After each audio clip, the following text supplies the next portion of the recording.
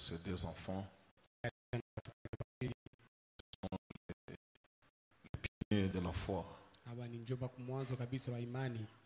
Quand on nous avait chassés du tabernacle de Colosie, l'assemblée a commencé dans sa maison. Il nous a donné la place, on a commencé, mais on était très jeunes. Boni, tu peux te lever qu'on puisse te saluer.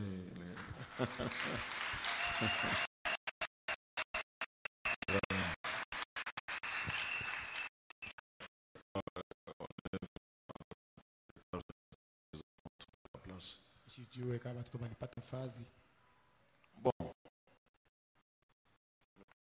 nous tenons debout pour lire la parole.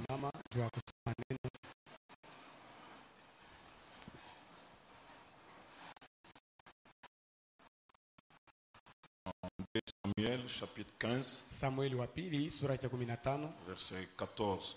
mstari wa 14.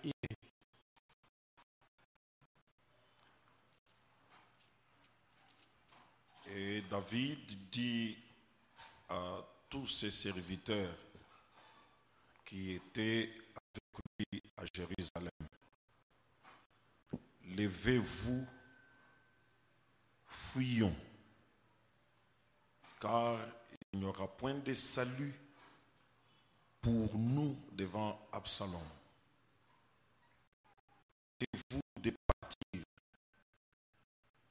sinon il ne tarderait pas à nous atteindre et il nous précipiterait dans les malheurs et frapperait la ville du tranchant de l'épée.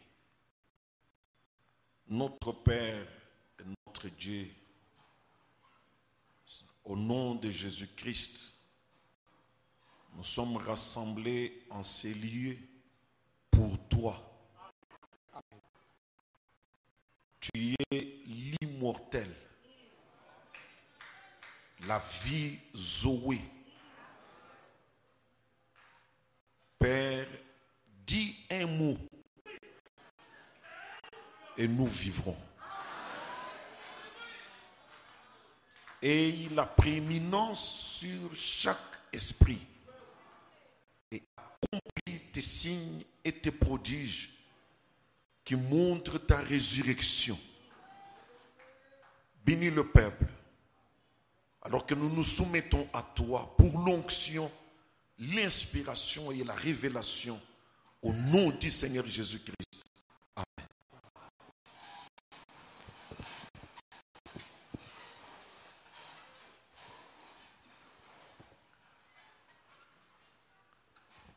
Nous sommes en train de voir les 5 identifications de la véritable Église. Tunaona vitambulisho 5 vya kanisa ya kweli. Nous sommes à la 3e identification qui est: quel message cette Église prêche? Na tuko kitambulisho kia 3 kia ile kanisa na kenye kuwa ni ujumbe kani ile kanisa itahubiri. Et le tout premier message que nous sommes en train d'étudier, ujumbe ya kwanza yenye ile tuko najifunza, la première leçon de la véritable Église du Seigneur Jésus-Christ, somo la kwanza ya kanisa ya kweli ya Bwana Yesu Kristo, c'est la repentance. ni kutubu. Et dans cette repentance, Na mukule kutubu, nous avons introduit depuis dimanche passé un petit sujet. tuliingiza tokia juma iliyopita kishina mwandogo. Attention au brisement du cycle. Musopoke kule kukukachika kwa kiviringo. Et ce matin, si Dieu peut nous faire grâce, Kama Mungu anaweza kutufanisia kwa neema, nous voulons parler sur le cycle de David. tunapenda kusema yulu ya kuvunjika kwa kiviringo kia Daudi. Et on introduisait le cycle montrant Na tulikuwa naingiza ile kiviringo benye kuonesha que Dieu n'a pas de fin, dit William Branham. Je pense que nous le croyons nous tous. Dieu n'a pas de fin. C'est comme l'éternité. Donc Dieu, l'éternité, c'est la même chose. C'est pourquoi Frère Branham ne prêche pas un enfer éternel. Si l'enfer devient éternel, Lucifer aussi est éternel. Il n'y a pas un enfer éternel. Toute l'éternité, c'est Jésus-Christ. C'est lui qui n'a pas de fin. On a dit l'éternité. Vous ne pouvez un cercle parfait. Rappelez-vous quand il s'est montré à Ézéchiel. Il a vu une roue. Dans la roue, un cercle parfait. Il dit vous pouvez tourner pendant les âges et l'éternité. Cela ne connaîtra jamais de fin. C'est pareil. C'est un cercle parfait dans lequel vous pouvez tourner éternellement. Comme on l'appelle le cycle de la vie éternelle. Ça tourne et jamais de fin. Et dans le message d'avoir soif de la vie, Frère Branham dit, il n'existe qu'une seule vie éternelle. Et elle se trouve en Dieu seul. J'aime que quelqu'un dise Amen. Amen. Il n'existe qu'une seule vie éternelle. Et elle se trouve en Dieu seul. Seul Dieu a la vie éternelle. C'est la parole éternelle de Dieu qui dure à jamais.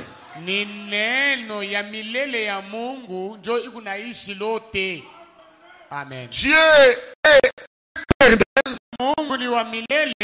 Sa parole est éternelle. Est-ce que nous disons Amen? Amen. Dieu est éternel.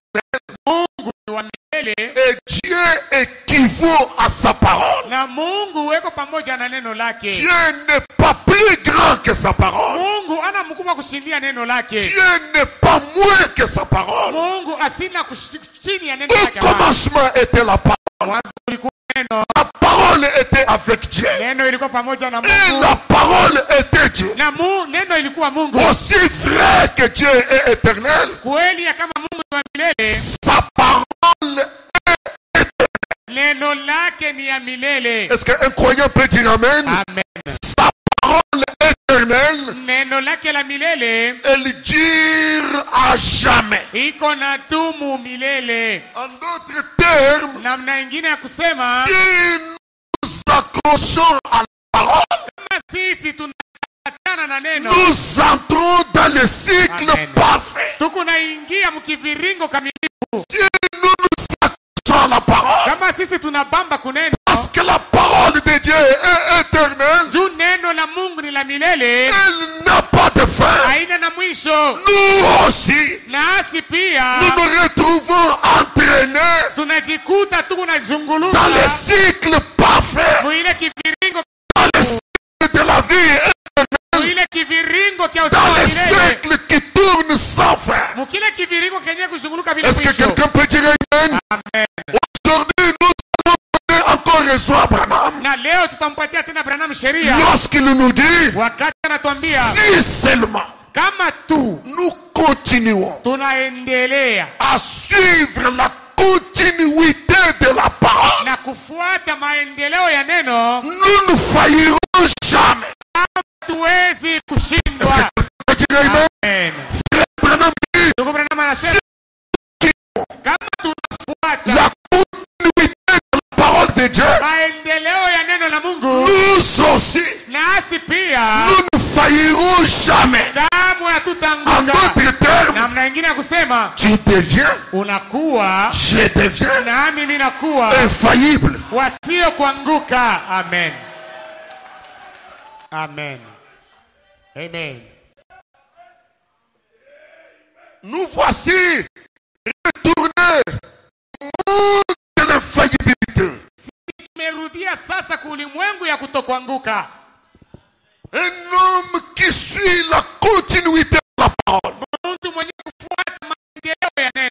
Parce que la parole est Dieu. Juu neno ni Mungu. Et Dieu est un cycle parfait. Na Mungu ni kiviringo kamilifu. En m'accrochant à la parole, Na wakati mimi nabamba kuneno, ninaacha de vivre dans le monde du temps. kuishi muulimwengu ya wakati. Je quitte le monde du temps. Mimi natoka muhii dunia ya wakati. J'entre dans la sphère de l'éternité. Naingia katika ile ulimwengu ya umilele. Et en suivant la continuité de la parole, Na kufuata maendeleo ya neno, nous devenons infaillibles. tunakuwa bakutokuanguka. Aussi vrai que Dieu est infaillible, Mungu ni wa kutokuanguka. le croyant de sa parole Mwaminifu wa neno lake est aussi infaillible. na yeye ni wa kutokuanguka. Aussi vrai que tout est possible à Dieu, Vile iko kweli kama vyote vinawezekana kwa Mungu, tout sera possible yote itawezekana aux croyants de Dieu. kwa mwaminifu wa Mungu. Devenez Unakuwa Mungu. Amen. Amen. le seul qui peut faillir. Ya yeye peke yake tu ndio asiwezi kuanguka. Amen. J'espère que vous êtes avec moi ce matin. Nazania Mungu ndani asubuhi ya leo. Nous suivons la continuité de la parole. Tunafuata Nous ne faillirons jamais. C'est vraiment même kama tunafuata maendeleo ya neno, kama tuwezi kuanguka. Ndio Rama anasema vile. Maintenant, Sasa comme je le disais vendredi, vile nilikuwa naisema mkazi tano, un disque qui kibiringo kenye kushunguluka, disco yenye kushunguluka. vous jouez un disque. Pale unaimbisha diske moja. Il est en train de vous rendre des sons. Sauti. Peut-être c'est un cantique. Saa zingine ni mwimbo moja. Peut-être c'est une prédication. Saa zingine ni mahubiri moja. Peut-être c'est un certain message. Saa zingine ni ujumbe fulani. Aussi longtemps Wakati yote qu'il n'y aura pas une salle ile hakutakuwa uchafu hata mmoja qui va se glisser sur ce disque. yenye itadingiza yule ya ile disque. Le disque tournera dans une harmonie parfaite Ile disque itashunguluka katika mapatano kamilifu et vous rendra les sons qu'il faut. na itakutosha sauti ile Et inafai vous transmettra un message clair. na itakutoshea ujumbe yenye kuwa wazi kabisa. Mais à la seconde, Na hakika une toute petite saleté kama uchafu hata kadogo kabisa se glisse sur le disque,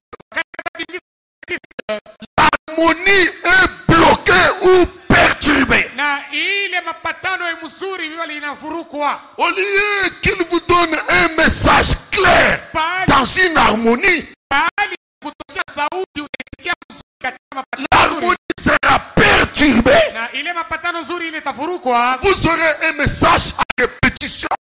Sasa kurudilia mpaka ile ujumbe wa moya. Je pense que, Nazania kama pense que, Nazania kama pense que, Nazania kama pense que, Nazania kama le disque devient gênant. ile diske inaanza kuushi sasa. Le message devient gênant. Ujumbe ile anakuwa ya kuushi Ça sasa. devient un message confus. Ilikuwa ni ujumbe sio kusikia vizuri. Il ne vous donne pas ce qu'il était censé vous donner. Hainipatie ile ilipasha kunipatia. Parce qu'un étranger, Njoo mgeni mmoja tout petit, mdogo kabisa s'est glissé sur le cycle. alitingiza yule ile kiviringo.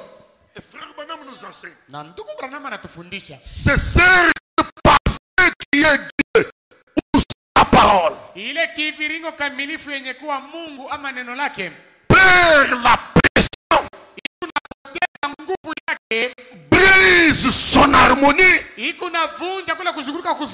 Aussitôt qu'un tout petit marché s'y introduit. Quoi est-ce? Le péché. Et qu'est-ce que c'est que le péché? L'incrédulité à la parole. Amen. La croyance dans la parole vous introduit de la vie éternelle.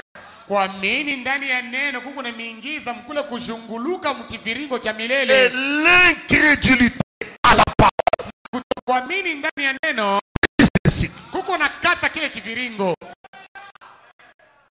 Amen. Ah, là, c'est là que nous sommes. Tous ces grands cercles parfaits qui tournaient dans une harmonie parfaite. Dès qu'il y a un tout petit machin, pas un grand, ne fût-ce qu'un machin qui s'y introduit, l'harmonie est brisée.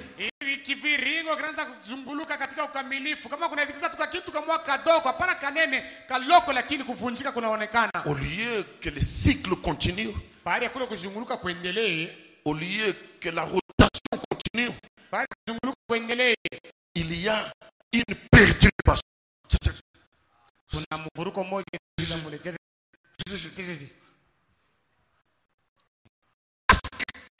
Chose s'est introduite dans le cycle. La chaîne qui tournait d'une manière parfaite. Frère nous a dit, elle perd la pression.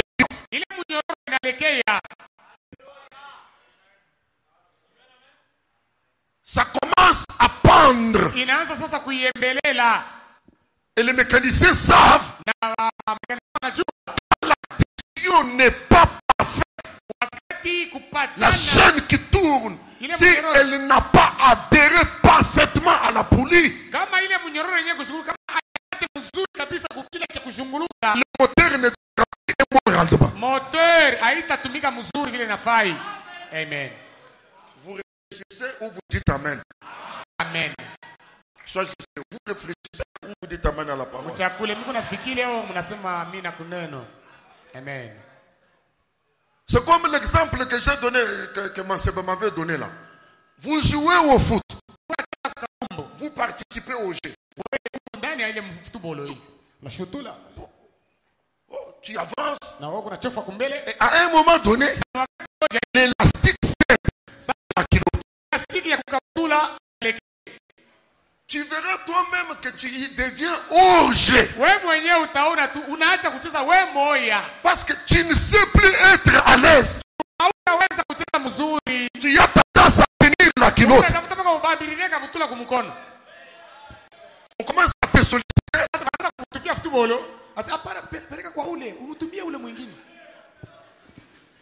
Toi-même tu sors du cycle. Tu sors de l'harmonie. Tu sors de la perfection. Et ça, c'est ce que le péché fait. Ainsi dit William Branham. Amen. Le cycle qui pouvait tourner sans fin. La bénédiction qui pouvait continuer sans fin. Elle sera interrompue. L'harmonie sera brisée. Aussitôt qu'un petit machin est introduit. Péché. Tous les autres, ce sont les attributs du péché. Le péché est un. Et qu'est-ce qu'il est? L'incrédulité à la parole. Douter de la parole. Vous avez été chaud et d'accord avec moi qu'en croyant la parole, vous deveniez infaillible. Maintenant, quand vous doutez de la parole, qu'est-ce que vous devenez? Amen. Vous devenez quoi? Amen. Un petit doute Shaka tu kidogo de la parole ya neno vous fait quitter le monde.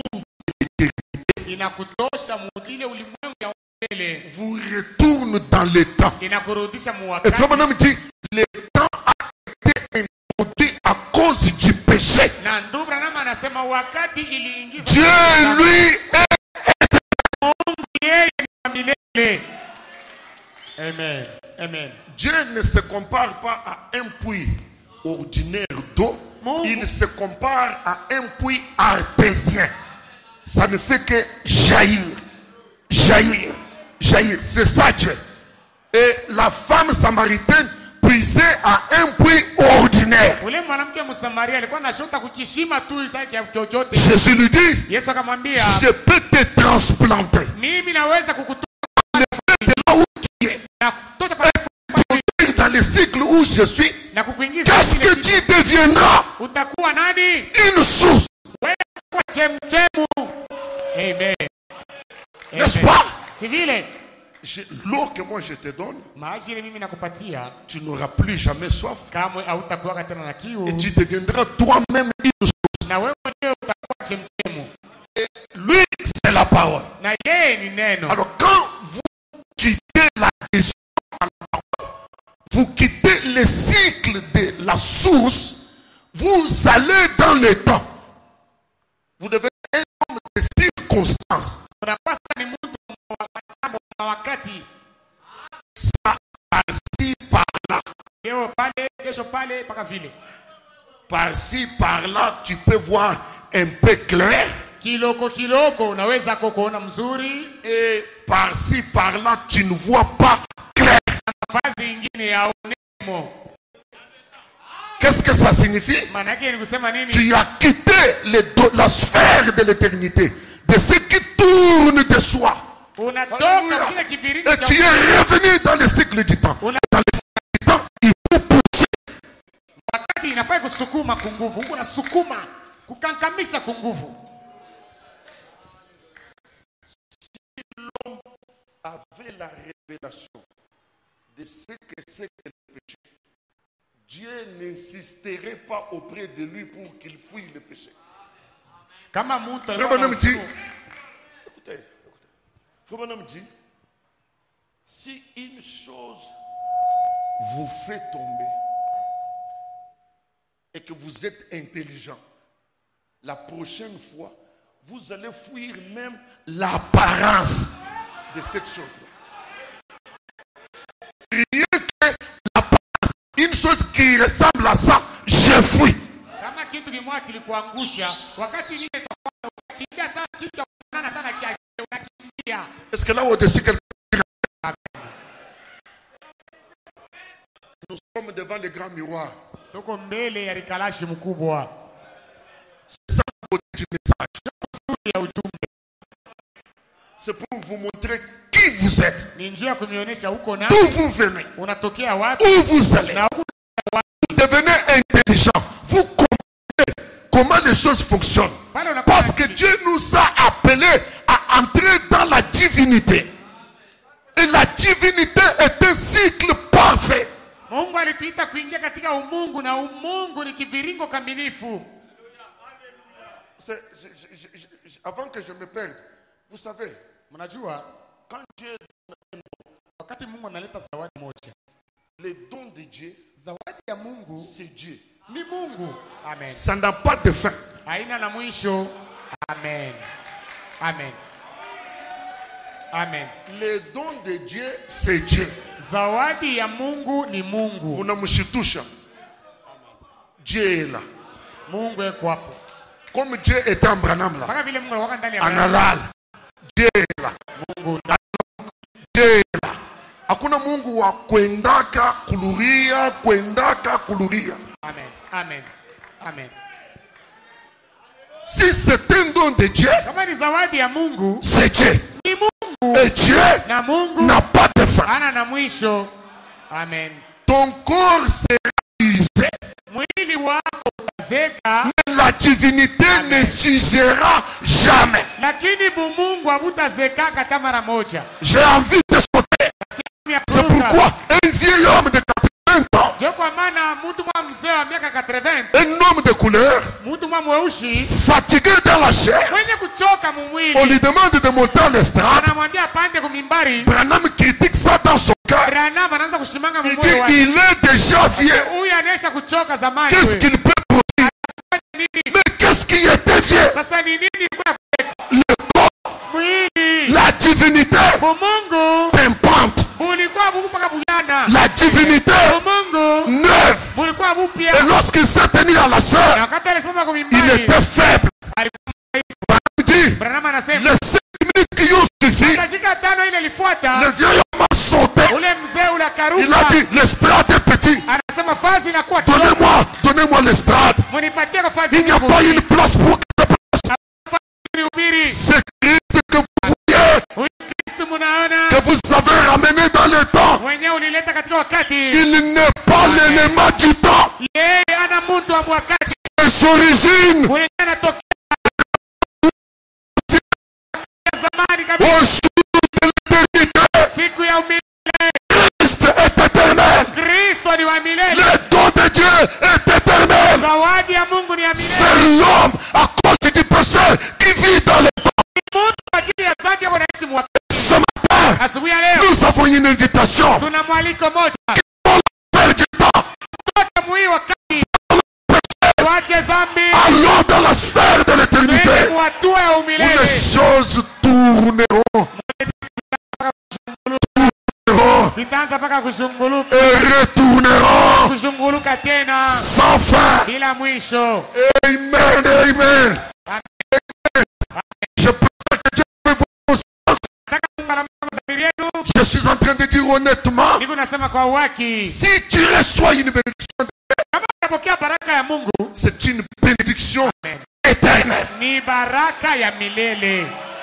Amen. Amen. Amen. Dès que ça a commencé, c'est parti. Si tu vois blocage quelque part, surveille.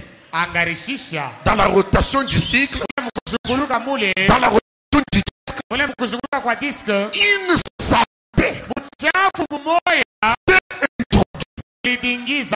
Parce qu'on est l'âge de la séduction, c'est quelque chose qui s'introduit malignement sans que tu puisses t'en apercevoir.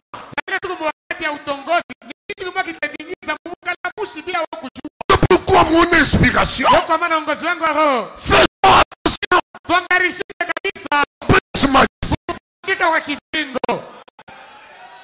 Amen. Amen. Amen. Amen. Amen. Je brûle de vous dire certaines choses, vous savez. Mais j'espère que le Saint-Esprit peut vous les révéler. Vous savez, si c'est Dieu qui vous donne une femme, Branham dit, le meilleur couple, quand les sentiments de la chair s'arrêtent, nous quittons le temps et nous allons de notre côté. Il demeure des compagnons.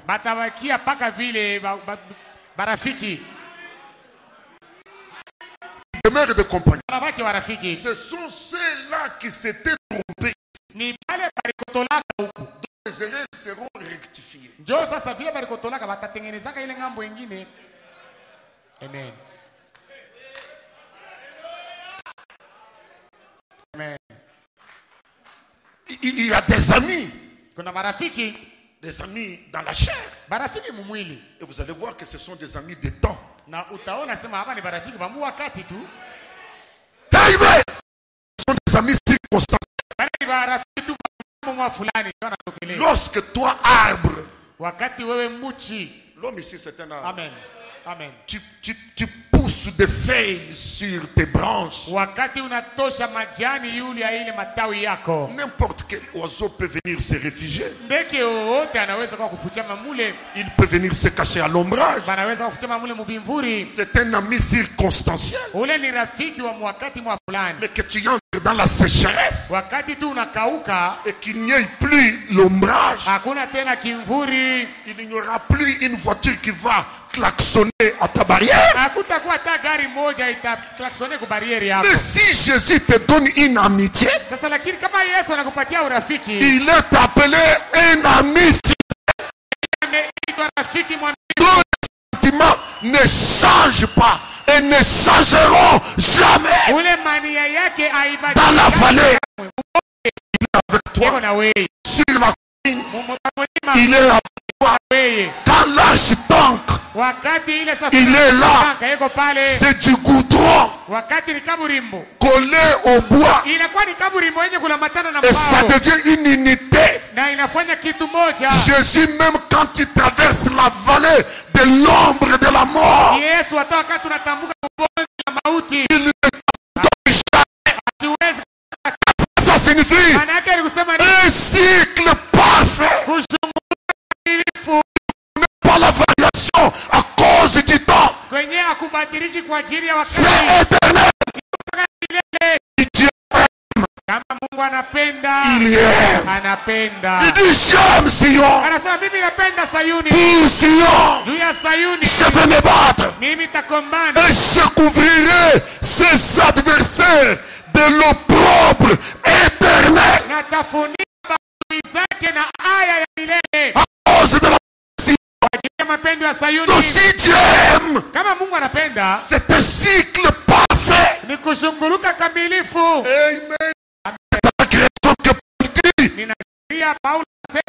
Si Dieu aime, fâche-toi comme tu veux, énerve-toi comme tu veux. Il ne serait pas ni de ses dons, ni de ses appels. Il ne se répand pas de son amour. Si j'avais une église ce matin, elle se réveillerait. Quittons le domaine du temps.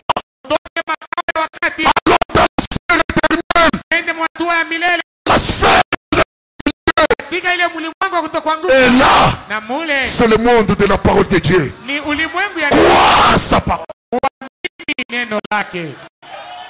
Amen. Et douter de sa parole. Tu quittes le cycle parfait. Tu deviens l'homme du temps. Ça dépend de la température.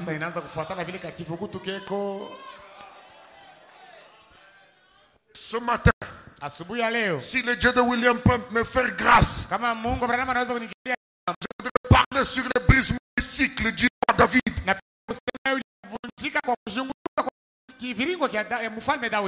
Oh Dieu. Est-ce que vous voulez chanter un psaume avec moi? Le grand David a chanté un psaume. Nous allons prendre le 37e. On va jouer le couplet 23, 24, 25. Le roi poète chante. L'Éternel a fermé les pas de l'homme.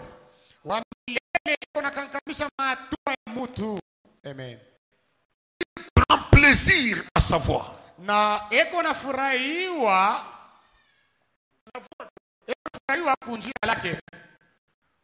Je ne sais pas si vous comprenez certaines choses. Faut me dire, depuis qu'Israël avait découvert le rocher, c'était cependant un peuple en exode. Vous êtes ici à un lieu. Vous buvez au rocher. La colonne de feu vous dit avancez. Tout naturellement, vous laissez laissez le rocher derrière vous. Si mutaacha mwamba nyuma yenu. Vous partez sans rocher. Munaenda bila mwamba. Vous ne le voyez plus. Amuione tena. Vous arrivez à un autre endroit. Munafika pa nafasi ingine. La colonne de feu s'arrête. Nguzo la moto inashimama. Vous commencez à vous poser la question. Munaanza kujiuliza. Mais le rocher est resté. Sasa mwamba yo inabakia. Et William Branham dit, Na William Branham anasema, à peine de contrôler juste tout autour, karibu tu mkuunganisha tu pembeni. le rocher qu'on avait laissé, Ile mwamba ile aliacha ile. il est de nouveau là. Iko pale mara. Branham dit, Ndugu Branham anasema, l'église n'a jamais cherché le rocher. kanisa alitafuta kama Mais le rocher suivait l'église. lakini mwamba ilianza kufuata Qui kanisa. est le rocher? Na mwamba ni nani? Christ est le rocher. Kristo ndio mwamba. Il affermit le pas de l'homme. Eko na kankamisha mahatua ya mtu. Il prend plaisir à savoir. Eko na furahia kunjia lake. Et il nous fait chanter un chant. Na anatuimbisha mwimbo moja. Jamais tout seul. Hata mara moja peke yetu. Jamais tout seul. Mimi mwenyewe. Amen, amen. Amen. Partout où je vais, Fasi yote nitaenda. le rocher se tient là. Mwamba iko pale. N'est-ce pas qu'il nous a promis? Je salue. L'ange de l'Éternel Amen. campe. Malaika wa milele iko naweka kambi. L'Éternel, Milele. l'Éternel, Milele. fermit. Iko na kankamisha kutembea kwako. Tu es chancelant. Wewe huku na shita shita. Tu n'es pas solide. Hauna na nguvu. Kama L'Éternel wa milele. qui a fermé tes pas. Wewe unaleta nguvu kutembea. S'il y a un faible ce matin, Kama kuna msaidizi asubuhi. l'onction de la colonne de feu Upako wa nguvu za moto saisisse de toi kushike. et t'affermisse. Kupatie nguvu. Dans les Amen. appui dans les tourments. Il Amen. m'invite à lui confier chaque souci. Amen. L'Éternel, Wa milele. pas quelqu'un d'autre. Hapana mtu mwingine. L'Éternel. Wa milele. Et même en ce moment ici, Hata hapa sasa hapa. il y a une foi. Kuko sauti moja Il y a kuna wewe mwenyewe. quelqu'un a fait. Mungu wako na Il kukankamisha. te transfère la force. Ya nguvu. Il te transfère la rigidité. Na kupatia usome. J'aime Dieu. Nampenda Mungu. Amen. Amen. Amen. Napenda Mungu. Amen. Amen. Même si les amis m'abandonnent, Hata kama marafiki yangu wananiacha. j'ai quelqu'un qui ne m'abandonne Niko na mtu kama. Amen. Amen. Il prend plaisir à savoir. Eko na furahiwa kunjia yake. Je ne sais pas si tu vois des choses de dire ici. Amen. Quand on est tombé, Yangu. il n'a jamais cherché. Ashitafuta Mungu. Mais Dieu n'est pas resté tranquille. Lakini Mungu asikubakie kimya. Adam, Adamu. Adam, Adamu. où es-tu? Uko wapi Adamu? Mais toi, tu restes tranquille. Lakini wewe Mungu anabakia Il dit watu que tulizana. Adam, Anasema Adamu, tu es une partie de moi. uko kipande kimoja kyangu. Tu es une Amen. partie de moi. Uko kipande kyangu. Amen. Est-ce qu'on peut lire le verset qui suit? Tunaweza kusoma mstari unafuata. Si il tombe, l'homme Kama mtu anaanguka, terrasse. yeye shakiririe lote. Amen. Amen. Give Amen. me 5. Amen. Il, Kama mtu anaanguka, il n'est pas terrassé. ashibakirie lote mpaka chini. Amen. Amen. Anamupiga pu. Unaenda. Amen. Kuachilia unalala chini. Amen. Lisez la suite. Musomele inafuata. Lisez la suite. Musomele inafuata. Il lisait la suite. Amen. Amen. Amen. Car Quoi? l'Éternel lui prend Ni wa milele na mwanga kumkono. banakupa kibulu. Mpu. Unaenda hauna tena na equilibre. Amen. Anakubamba kumkono na tena. Amen. Dieu? Est-ce qu'on peut applaudir pour Dieu? Amen. Amen. Amen. Amen. Il a fermé les pas de l'homme.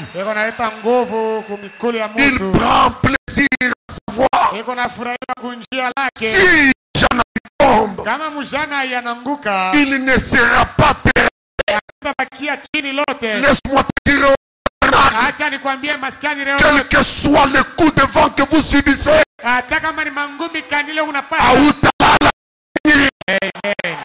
Bwana Yesu Kristo atakupatia mkono yake. Amen. La main immuable utalamuka paka.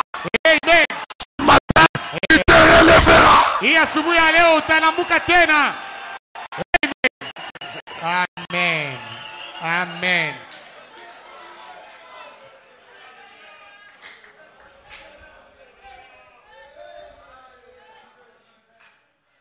Amen. Alors le grand David, Sasa huyu mfalme Daudi mkubwa, il dit, je parlais de l'homme. sasa nilisema juu ya mutu. Je m'identifie moi-même. Sasa nataka mimi mwenyewe. Amen. L'homme là, Ule muntu ule c'est moi. ni mie. J'ai été jeune. Mimi nilikuwa kijana. Amen. J'ai vieilli. Nimezeka. Et je n'ai point vu Na kamwe mishikuone le juste mwenye haki abandonné. kuachiliwa. Mes frères, Amen. j'étais jeune Nilikuwaka kijana depuis que je connais l'Éternel. tangia mimi namjua wa milele. J'étais jeune Nilikuwaka kijana. et maintenant Sasa je n'ai point vu sikuone kamwe le juste mwenye haki abandonné. kuachiliwa. Et la grâce du juste Na neema ya mwenye haki ne s'arrête pas seulement au juste. haisimamie tu paka kwa mwenye haki. Ça va au-delà du juste. Amen. Hivi unaenda na kupitia na mwenye haki mwenyewe. Même sa postérité, Hata uzao wake manger, kulomba. même sa postérité, Hata watoto yake, même sa femme, hata watoto yake devenir mendiant. bakoma kulomba. Je n'ai jamais vu ça. Yaona C'est de la bonté de Dieu, kwa ajili ya wema wa Mungu, c'est de la fidélité de kwa Dieu. ajili ya uaminifu wa Mungu. Depuis que je connais l'Éternel, Tangia mimi namjua milele. j'ai été jeune, Nilikuwaka kiana j'ai grandi, na komea je suis en train de vieillir. na zeka. Je n'ai jamais vu Nishi yaonaka dama na le moya juste abandonné, mwenye haki kuachiliwa. ni sa postérité. Watoto yake Bible mujina la neno asiyobadilika. qui tout le temps Tutoke mwakati parole. kuneno C'est une bénédiction sans fin ni baraka yasiyo mwisho qui ira de toi itatoka kwako vers ta postérité. na kwenda kwa watoto yako. Amen. Uzazi wako, Amen. Amen. Itenda na kuuzao wako. pas seulement tes enfants, Hapana mpaka watoto yako bure. c'est Amen. ta postérité. Ni uzao wako. Amen. Amen. Amen. Chez Dieu. Je vais dire quelque chose qu'il ne connaît pas. Amen. Chintu shinga wa babaji. Uduka fika inanyapa paka mumilele. Amen. Amen. Amen. Tes enfants Batoto yako peuvent vivre banaweza kuishi de la grâce ya neema que Dieu t'a fait. ile Mungu anakufanishia. Les enfants de tes enfants Batoto ya batoto peuvent jouir banaweza de la bénédiction na baraka que Dieu t'a fait. ya Mungu anafanishia. Qu'est-ce que c'est que Israël? Israel ni nini? C'est la Amen. bénédiction Ni baraka d'Abraham. ya Abraham. À Amen. cause de leur Amen. patriarche, Kwa ajili ya baba. c'est allé Amen. de génération en génération. Il De est- génération en génération. Ili Qu'est-ce que ça signifie? Un cycle parfait. manake ni nini? Kuzunguluka kamilifu. Est-ce que quelqu'un peut dire Amen. Amen sur eux? Amen. Amen. Amen. Amen. Une bénédiction sans fin. Yeye anabeba kitu kimoja sio mwisho. David a contrôlé. Daudi aliangarishisha. Amen. Amen. J'ai traversé des situations difficiles. Sasa mimi nilipita mambo ya nguvu. Je ne sais pas comment je suis sorti. Amen. Amen. Il ne l'a pas fait seulement quand j'étais jeune. Amen. Naïve minazeka. Amen. Amen. Amen.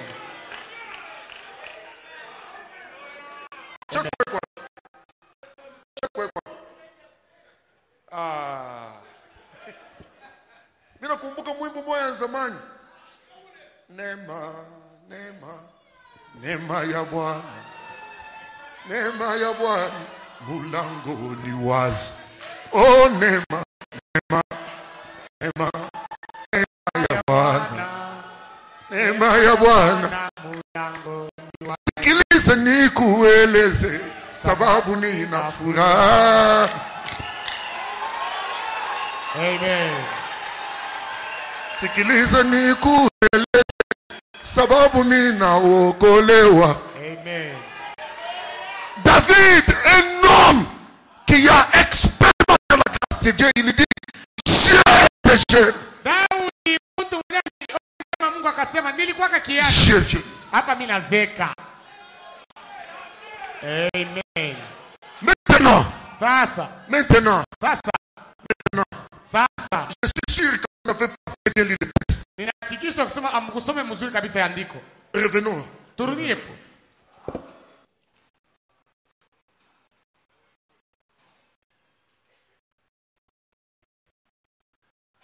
Alors, j'étais jeune. Nous sommes ensemble. Tuko pamoja. J'ai nimezeka. Je n'ai point vu. Na kamwe mishikuone. Tout homme abandonné. Mtu wote mwenye kuachiliwa.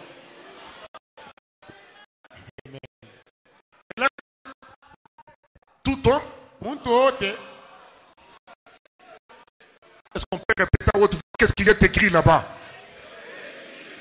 Mais est-ce qu'on peut encore le répéter? Est-ce qu'on peut encore dire ça à haute voix? Amen. Amen. Goël, ce n'est pas n'importe qui. Aina mtu wote. Amen. Amen. C'est juste. Mwenye haki.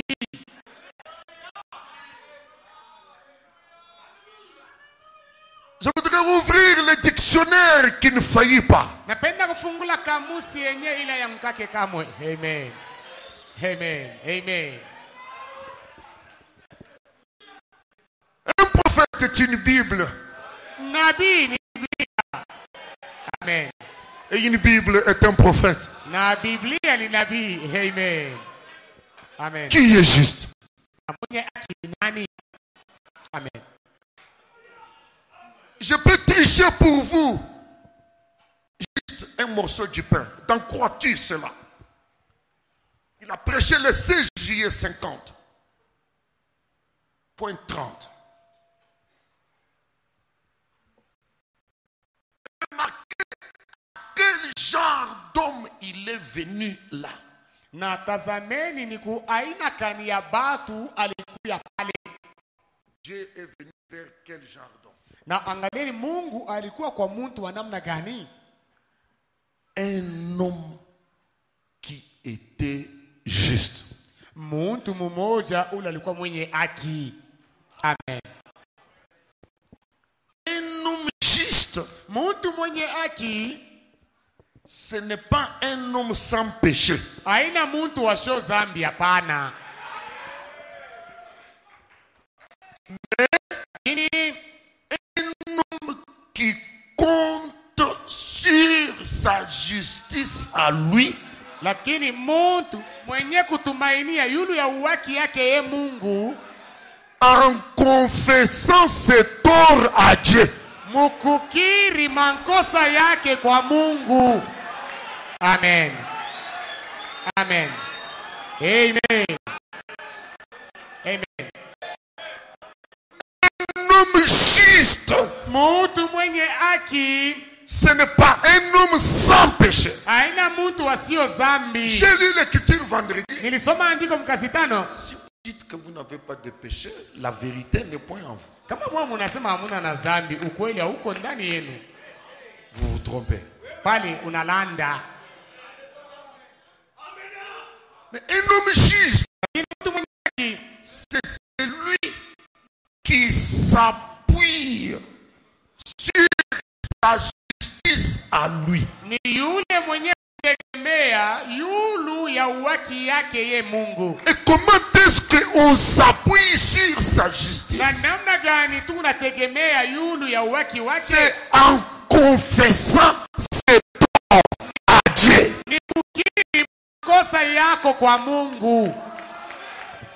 Amen.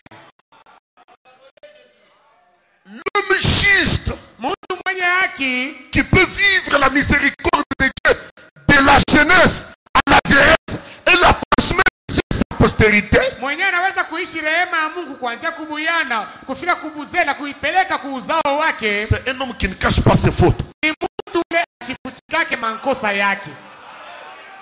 Amen.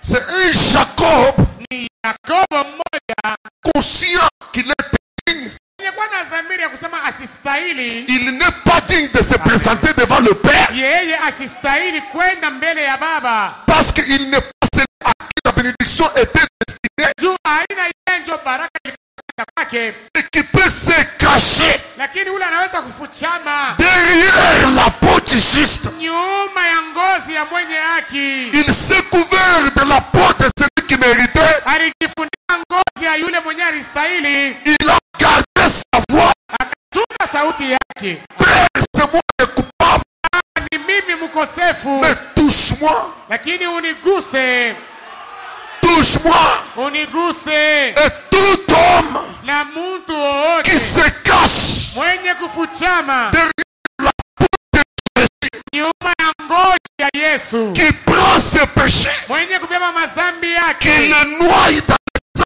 de Jésus. eko na itanda ya damu ya Yesu. Quand Dieu approche, Wakati Mungu anamkaribia, il dit, c'est la voix d'Albert. asema hii sauti ni sauti ya Albert, Mais le corps, lakini mwili c'est le corps de celui qui est juste.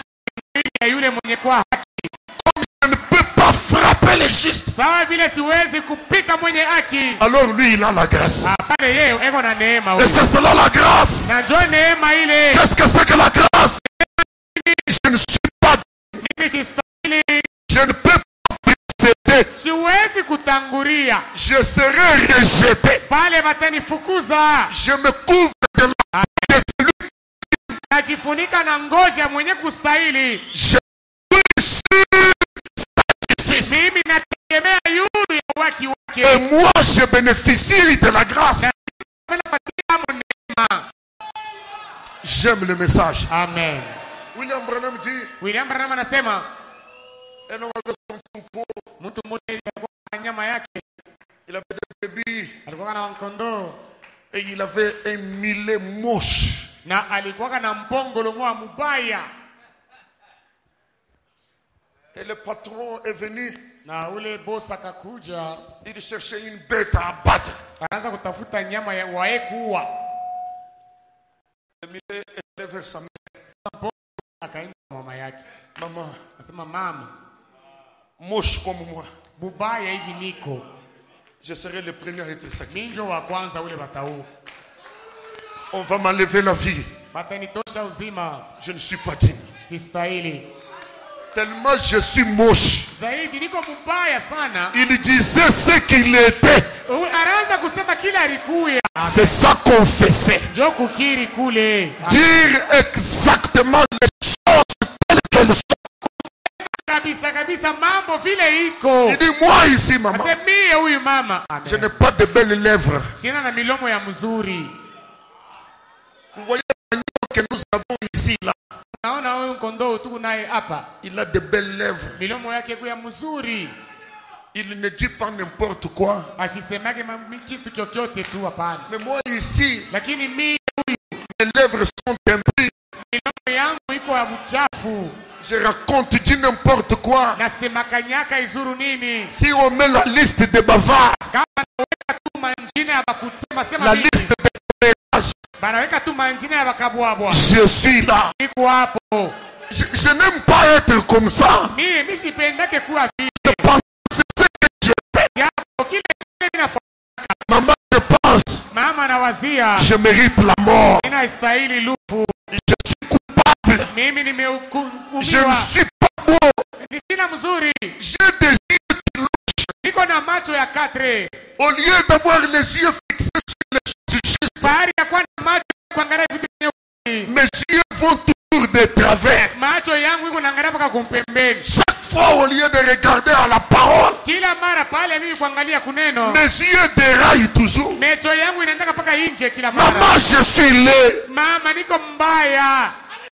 Et Branham dit, Anasema si sa mère connaissait la loi de la rédemption, kama mama yake alijuaka kwa sheria ya ukombozi, elle dirait au milieu, alipasha kumwambia ule mpongolo, reste tranquille. wewe tulizana. Comme dans ce pâturage, Sawa vile katika hii kiwanja nous avons un agneau beau, tuko na mwana kondoo mzuri sans défaut. wasionkosa. Le patron aimerait le manger, lui, Patro atapenda kukuria yeye et te sauver, toi. na kukuokoa wewe. Amen. Je suis comme ta mère ce matin. Niko sawa mama yako ya asubuhi, Je te dis, nakwambia malgré tes travers, hata vile una maukosefu yako il y a une brèche pour que tu deviennes juste. ili upate kwenye haki. Et comment tu deviendras juste? Kwenye haki namna gani? Confesse seulement tes péchés. We kiri tu mazambi Les choses telles que tu les as vécues. bintu paka vile vile ulivifanya, À la fin du discours, na kumwisho ya mambo ce n'est pas toi qu'on bouffera. haina wenjo ule batakula. Il y a un substitut, Kuko wa kukukombola, Christ, Kristo l'agneau parfait. mwana kondoo kamilifu. Il prendra ta place. Atabeba fasi yako. Si tu appuies sur sa justice, Kama unategemea yule ya uwaki wake, fais l'expérience ce matin. onjo hii asubuhi Et laisse-moi te dire, atikwambie tu es venu avec des tâches wewe ulikuwa na madoa et beaucoup de tâches. na madoadoa mengi, Mais à cause de la loi de la rédemption, ili kwa ajili ya sheria ya si ukombozi, tu confesses tes torts, kama wewe unakiri makosa tu yako, confesses tes péchés tels que tu les as faits, unakiri makosa yako mpaka vile ulifanya mazambi, tu sortiras comme Jacob na wewe utatoka kwa Yakobo avec la bénédiction du premier. baraka ya mzaliwa wa Il dit, kwanza. fils, Asema mwana, cette bénédiction que j'ai gardée longtemps, hii baraka nilichunjia wakati mrefu je te la donne. na kupatia. Amen. Tes adversaires Maadui zako s'agenouilleront batatwangaka magoti devant toi. mbele yako, Et je te donne une bénédiction que je ne peux pas retirer. na nakupatia baraka ili siwezi kuitosha tena. Je l'ai donnée. Kuileta kunaisha. Amen. Même quand l'ayant droit à pleurer, Wakati kuipata riria, je ne peux plus rien faire. bali siwezi kufanya kitu kingine. Je la lui ai donnée. Mimi nesa kumpatia baraka. Si quelqu'un pouvait connaître la loi de la rédemption, Kama mtu aliweza kujua masheria ya ukombozi, qui est juste, mwenye haki ni nani? pas un homme sans péché. Haina watu dhambi, C'est un homme ayant des péchés, ni mtu mwenye kuwa na mais madhambi, qui s'appuie sur la justice de celui qui est juste. mwenye kutegemea yule ya uwaki. Comment ça? Na namna gani ile? En confessant ses péchés. Mukukiri madhambi yake. J'ai été jeune. Mimi nilikuwa kati. Vous y êtes? Amen. Alors, Basi voici ce qu'a été David. nilikuwa Et avec ça, na ile il était connecté au cycle parfait. yeye alikuwa mwenye kuchomekwa kwa ile kiviringo kamilifu. Parce qu'à tout moment, Juu kila quand wakati, Dieu les regardait, wakati Mungu anaanza kumwangalia, mshikeni nionyeshe kitu kingine. Frère Branham dit, ndugu Branham anasema le témoignage du ciel sur Job dit, c'est ushuhuda ya un homme droit, intègre, qui craint Dieu. Ushuhuda wa mbingu yule ya Yobu Frère Branham dit, kuendelea kwenye kuogopa Mungu. est-ce pour dire que Job n'avait pas de péché? Na ndugu Branham anasema ni kusema kama Yobu asikuwa na Il mazambi. dit non. Anasema hapana. Il en avait, Alikuwa na dhambi mais lakini il faisait la chose juste. anaanza kufanya kitu kenye haki. Chaque jour, Kila siku il immolait, kuchinja mwana kondoo. pas seulement pour lui, Hapana pa juu yake, même pour ses. hata juu ya watoto yake. Seigneur, je ne sais pas. Bwana mishijue Là où mes enfants sont partis, kule watoto yangu balienda. peut-être qu'ils ont trébuché, Saa zingine balikwala, ils ont quitté le cycle. balitoka nje ya Et kivingo. pour leurs péchés, Mazambi et yabo, pour mes na juu ya zambi je yangu. confesse, Mimi nakiri, je confesse. nakiri. Et le ciel regarde Job. Na mbingu inamwangalia Yobu. Un homme intègre, Ase mtu mwenye un kunyoroka. homme Mtu mwenye kunyoroka. Dieu. Mwenye kuogopa Mungu. Amen. Amen. C'est ainsi que David était. Kila Daudi alikuwaka. Regardez mon David Angalieni Daudi dans wangu. le cycle de la perfection. Katika Est-ce que ile moi siku ya badata ukamilifu. mko nanishikia? Au biku bya ku université? Mnapaswa kushikia biku bya bien sana. Mnabamba un pasteur petit na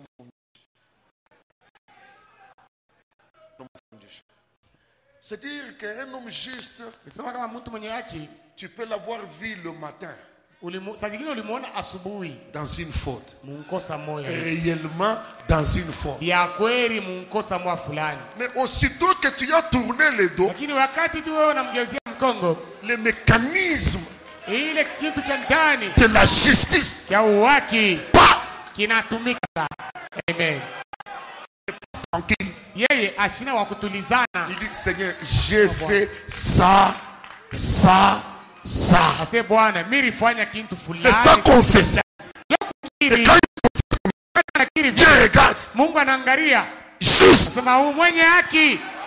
Amen. Amen.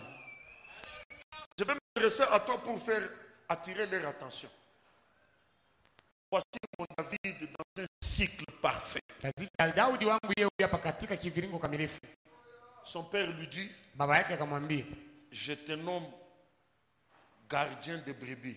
mimi nakuchakula unakuwa mchunga wa kondoo. Souvent, c'est toi qui dois garder les brebis. Zaidi wengi unaweza kuanza kwenda kulisha wa kondoo. Et quand c'est ton tour, Na wakati inakuwa turi yako, je t'envoie seul. nitakutuma wewe moya. Mais papa, je suis petit. Asa baba ningali mtoto.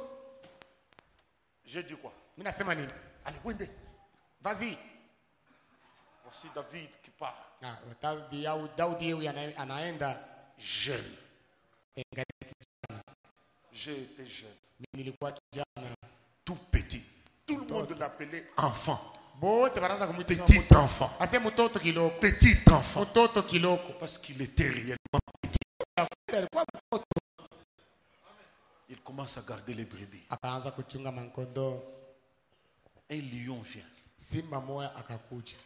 Rafale une brebis. Akabeba kondoo moja simba. David regarde. Daudi akaangalia. Qu'est-ce que je dirais à mon père? Asa mimi nitamuonesha baba yangu nini? Asa hii haiwezekani. Je ne laisserai pas cette brebis partir. Mimi sitaacha huyu kondoo ende. Au nom de l'envoi de mon père. Munjina ya mtumwa wa baba yangu. L'onction de celui qui m'a dit va. Upako ya yule mwenye aliniambia sema wende. Je ne peux pas laisser ce lion partir avec la brebis. Siwezi kuacha huyu simba ende na kondoo. Frère, avec quelle vitesse va-t-il courir Na ni mbio kani Daudi atakimbia pour rattraper un lion qui a déjà une proie? juu ya kubamba simba ule alisha kubamba nyama kukinwa. Il réunit son courage. Lakini yeye akakuwa na udari yake yote. Il dit, Nenda. je te dis, Nakwambia. vas-y. Wende. Amen. Naturellement, c'est une chose impossible. Lakini wewe kama uko mwile kiviringo, ce n'est pas toi qui vas courir. haina wewe ndio utakimbia. Tu seras transporté sur les ailes des anges. Utachukuliwa yule ya mabawa ya malaika. À une vitesse plus grande que celle de l'ennemi. Moja ya kushindia ya adui. Et imaginez-vous. Na Est-ce que vous êtes là, église? Pale kanisa. Pendant Mwile wakati Daudi alikuwa anakimbia. la brebis est entre les dents du lion. Kondolo yeko ni mumeno ya simba. Vivant. Mujima.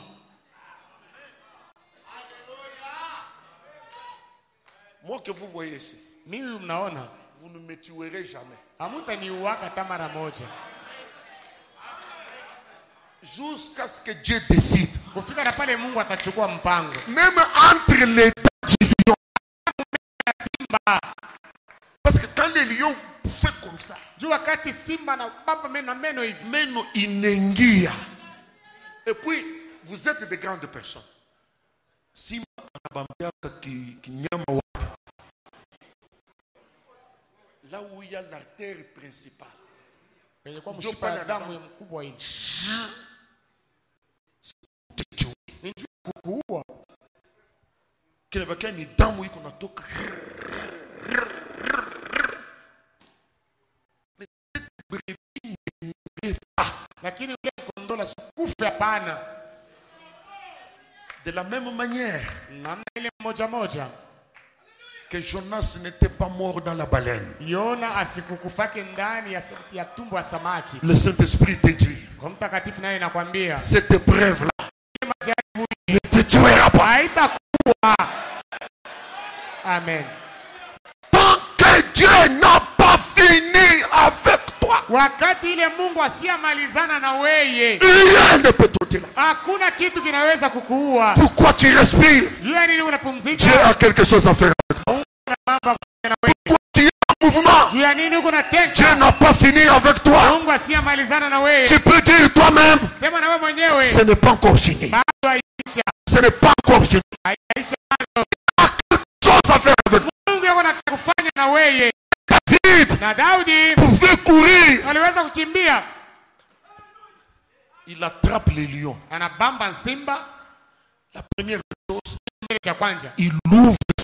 Anafungula kinywa cha simba. Je ne sais pas ce que les griffes du lion faisaient en ces temps-là. Mishijue Je ne sais pas. sasa mankucha ya simba ile wakati anaanza kufanya nini?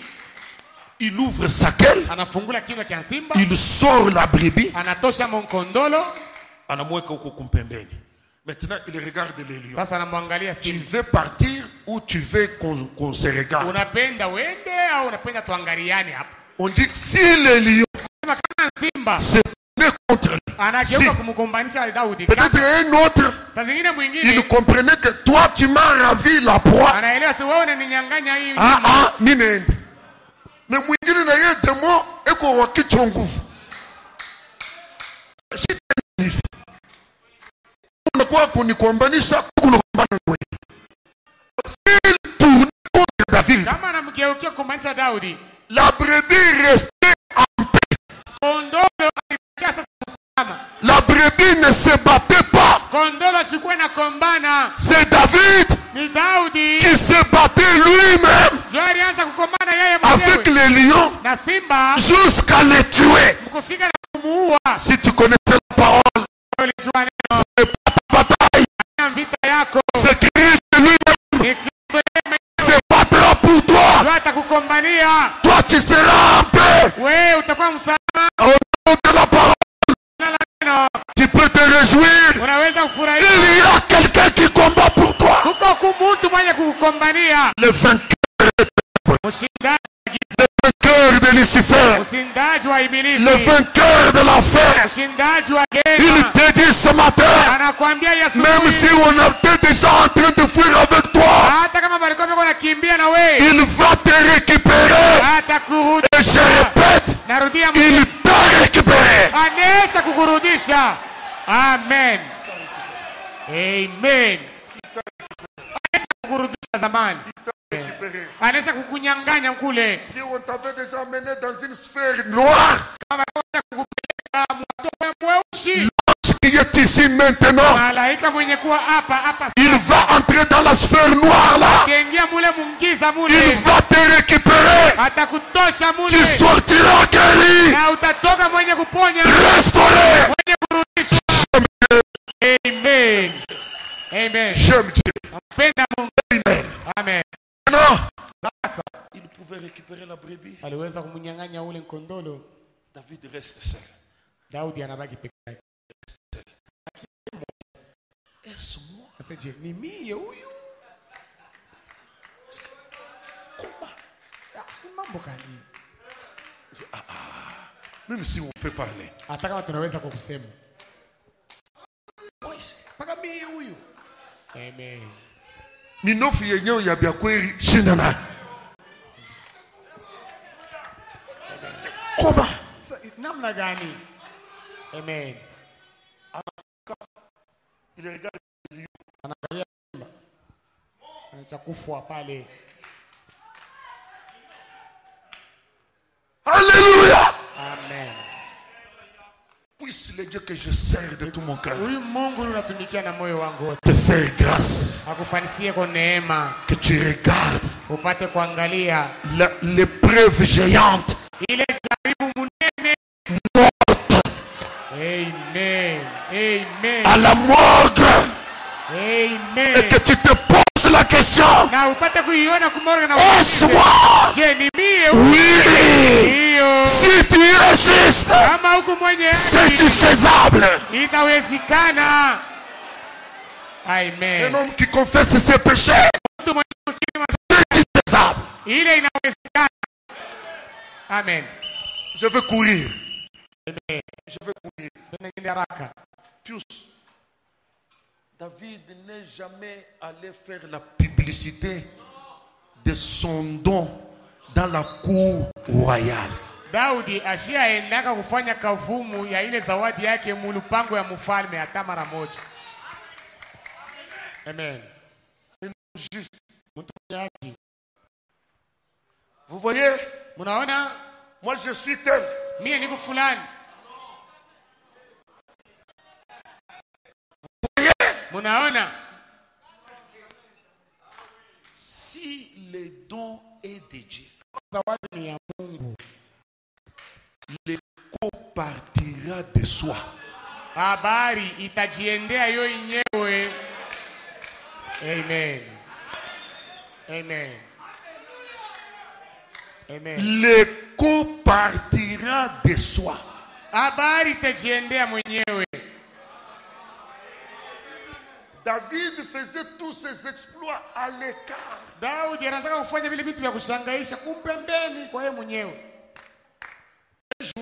Siku moja Les hommes qui étaient à côté du roi bantu wale walikuwa pembeni ya ont mfalme. seulement vu qu'un mauvais esprit l'a saisi. Baliona tu kusema mpepo mwa mchafu inambamba mfalme. Ça commence à l'agiter. Inaanza Agiter. kumwangaisha. Un mauvais esprit. Ni mpepo mchafu. La Bible dit un Biblia mauvais inasema. esprit de Dieu. Wanasema mpepo mchafu ya Mungu. Frère Branham dit Dieu n'a pas de mauvais esprit. Ndugu Branham anasema Mungu asikali yake ni mampepo mchafu. Tout esprit est soumis. Lakini kila roho iko na mtii Mungu. Amen. Maintenant, Sasa il faut qu'on trouve un joueur de harpe. inafai tupate mtu mwenye kupika kinanda. David n'a pas écrit un papier. Dake Prenez-moi, nasema mie huyu munibebe. mettez-moi sur la liste. Na mimi mnyanjika kwa pamanjina pale. Amen. Amen. Amen. Le roi dit, Mfalme akasema vous qui connaissez, mwe benye kujua cherchez un joueur de harpe. mutafute mwenye kupika kinanda. C'est un des serviteurs du roi. Mmoja wa watumishi ya mfalme. J'en connais un. Asema mimi najua kwa mmoja. C'est le fils d'Isaïe. Ni mtoto wa Isaii. Sasa hii mazawadi tukunayo hii ya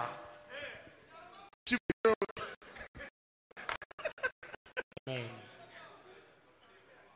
vous savez, Unajua? Quand vous avez un vrai don, Amen. Kama kuna zawadi ya kweli, amen. Amen. vous pouvez aller à un endroit où on ne vous connaît pas. Unaweza kwenda pafuasha kula bakujua hata kukujua. Vous ne vous annoncez même pas. Au hata kutazama mie fulani. Amen. Calme. Amen. Avant mwisho ya réunion, utasikia paka même celui qui est devant là. Hata ule kukumbele ule. Toi, c'est comme si tu es un serviteur de Dieu. Utona sasa kumtumishi wa Mungu. Bon, kama wewe uyaviviraka kadogo tunabionaga.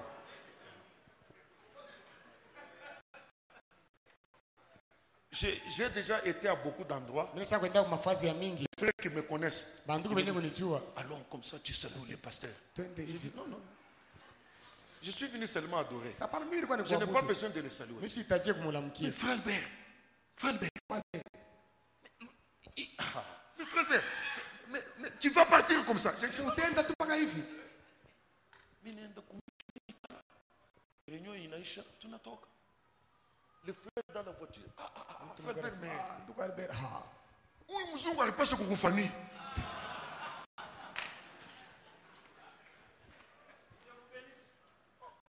Je n'ai pas besoin de faire la publicité. Si tajia kufanya kavumu. Si c'est un don de Dieu, kama ni zawadi ya Mungu, le don parlera de lui-même. Zawadi itajisemea yeye yenyewe. Est-ce que quelqu'un peut dire amen? Amen. Amen.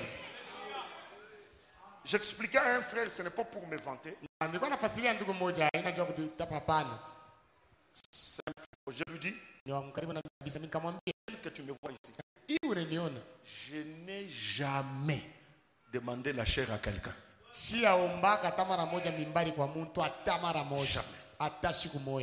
Même mon père spirituel, le pasteur Léonard ici. Je ne lui ai jamais demandé la chair. Jamais. Il y a une femme qui m'a fait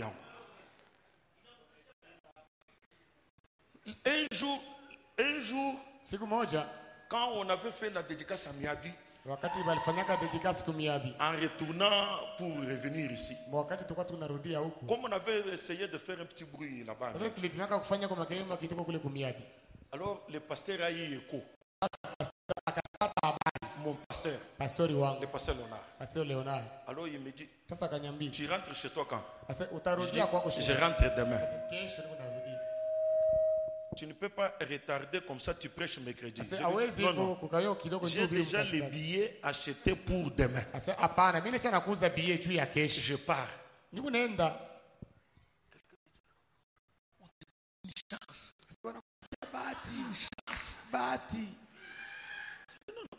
Je ne peux pas annuler les billets, je pars. Je suis venu ici à cause de vos caprices ici. C'était la première fois que j'allais prêcher aux Zoé. Et puis plus tard, il m'appelle. Toi, tu ne peux pas me visiter. J'ai dit quand vous voudrez. Je vais. Bon, viens.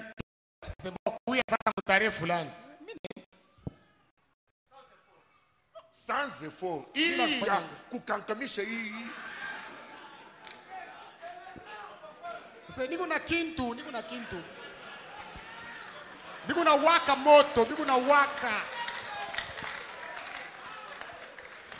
David n'a jamais fait de propagande de son don.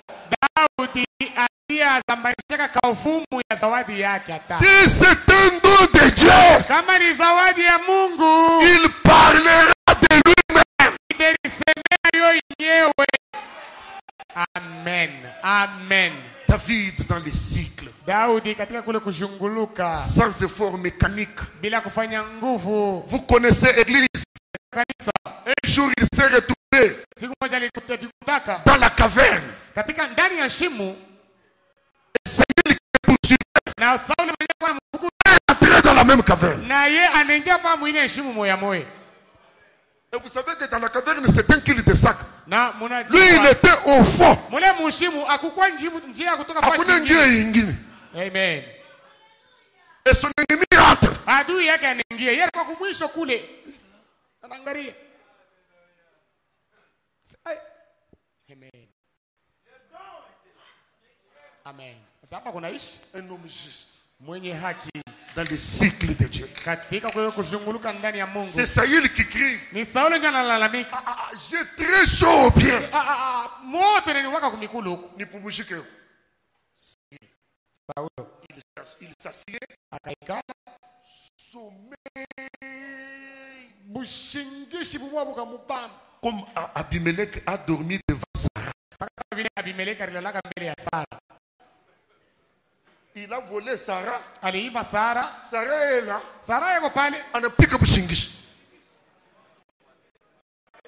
Il a dormi jusqu'à ronfler. Saulo akalala mkufika na kongoroma.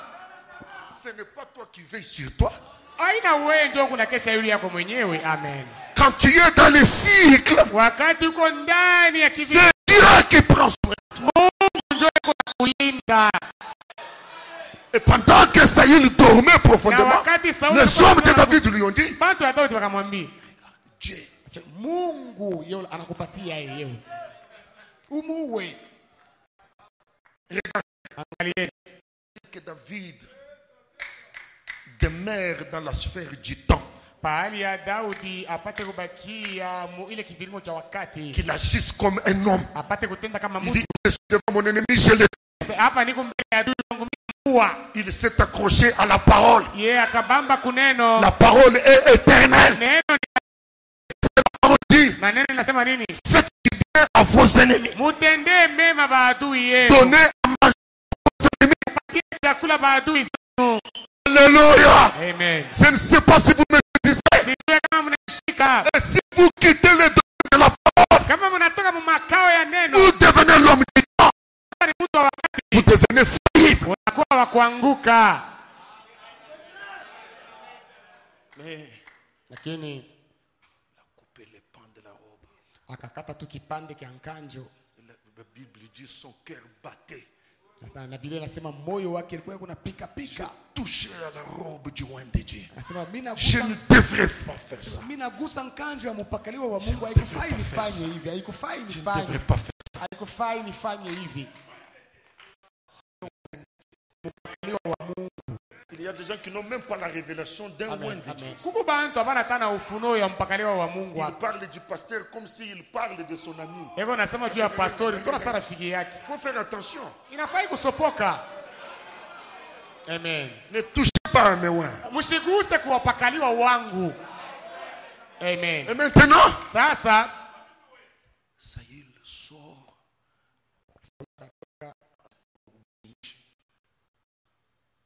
Hakuna akili ya kusema nitafutishe. Analamuka anawaza sema David eko quelque part. Et pourtant David eko mkongo yake. Analamuka. Twende tumtafute David. Eko wapi? Anashikia mkongo yake. anashikia Mon père, baba yangu. qui cherches-tu? Unatafuta nani? Un chien mort. Imbwa mwenye kufua. Toi, un grand homme. We mtu mwa mkubwa. Regarde. Angalia. Regarde ta robe. Angalia mbele kunkanjo yako kule.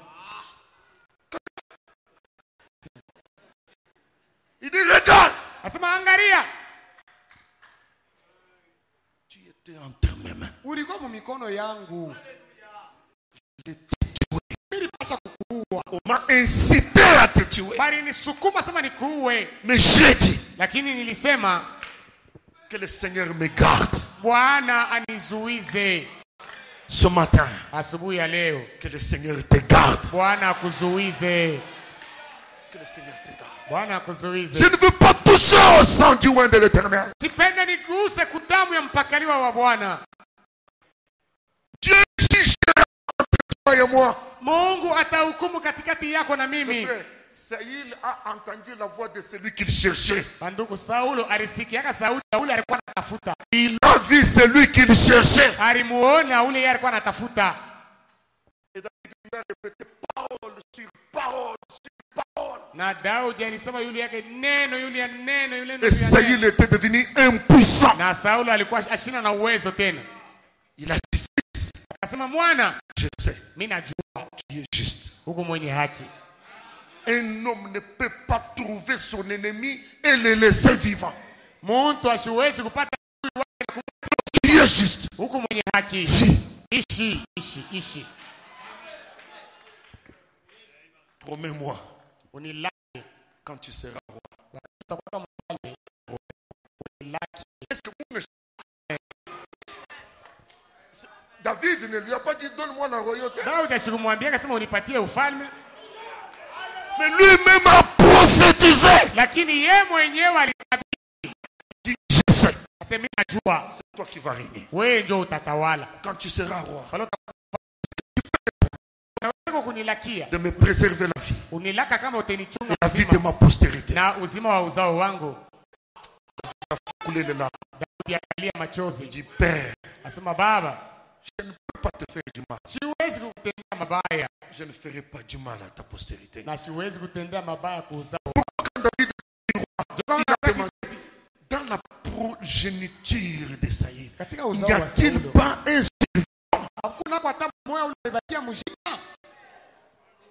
que tout le monde est mort? Voilà comment David est allé de victoire en victoire. De victoire en victoire. Ma prédication c'est celle-ci.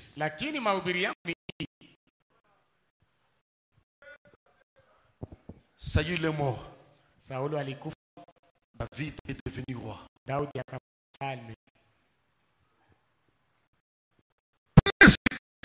Bible l'appelle héros. Partout où il allait mener une bataille, un jour,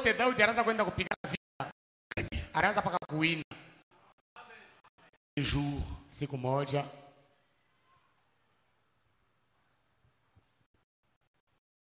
regarde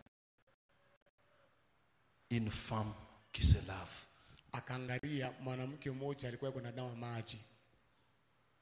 Et elle était belle de figure. Bathsheba. Il dit, de qui est telle femme?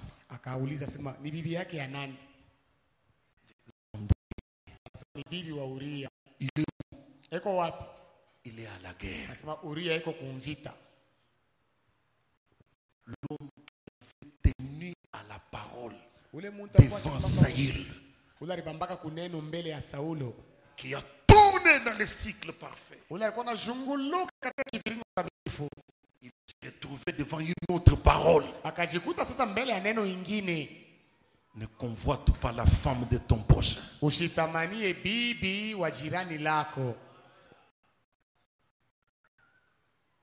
Ça, il a brisé.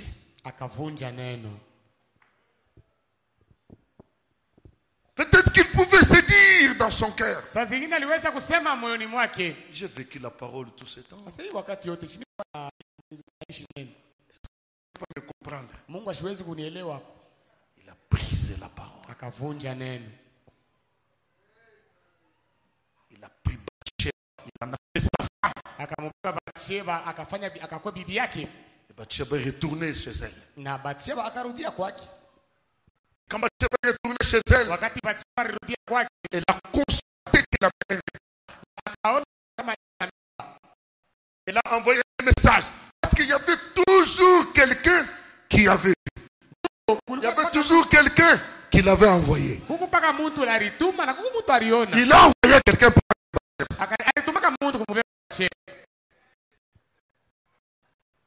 Cet homme la connaissait. La femme, elle a vu qu'elle a enceinte.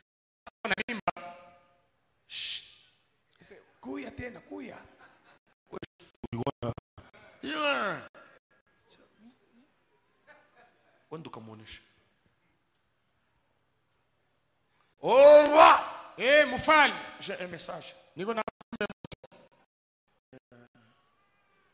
Vous voyez seulement si unaona Elle m'a dit qu'elle est enceinte. anasema iko na mimba. Un grand roi. Mfalme mwa mkubwa. Zambi inashushaka muntu. Le roi, Mfalme, mon cher, ce n'est plus, ouais, haina tena. le péché, Zambi, l'autorité ile mamlaka, diminue. bushefu bote bukashuka. Mon cher. Et elle a dit quoi? Anasema nini? C'est pas possible. C'est le mal. Sasa paka ile mala moya. Je dis oui, oui. Sasa ndio. Bon, va un peu, cause bien. Wende mbele. Un roi. Uliza mzuri. Mfalme. L'homme du cycle. Luka mviringo kamilifu. Réduit. Ameshushwa. La femme dit, Bibi akasema, je ne mens point. Mishilande. Mwanangu ashina.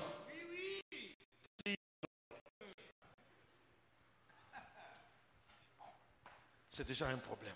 Hapa ni mambo. Au lieu de faire comme il avait l'habitude de faire. Est-ce que vous connaissez l'habitude d'un homme juste? Mnajua zoezi ya mtu mwenye haki?